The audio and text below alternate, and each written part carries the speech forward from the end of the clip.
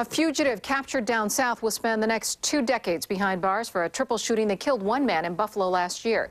News 4's Luke Moretti is following this with the new details. Luke. Yeah, Vic, emotions were raw in court today as Gregory Ward learned his punishment for killing a man last year. Family and friends on both sides of this tragedy were in court today for sentencing.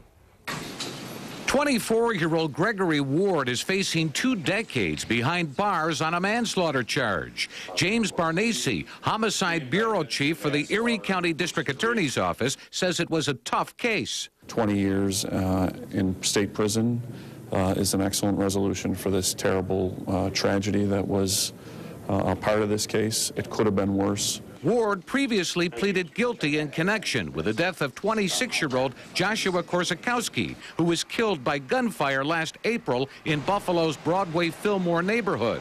Many family members, including the victim's mother, were in court. Gregory Ward took a part of our family's heart. Gregory Ward's family can still hear and touch him.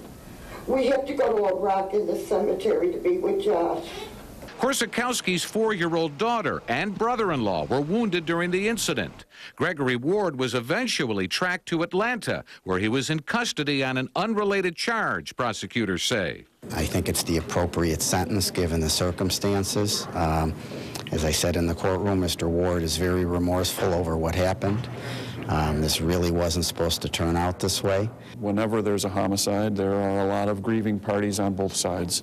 And the judge asked for restraint today in an effort to kind of calm feelings as we close out this case.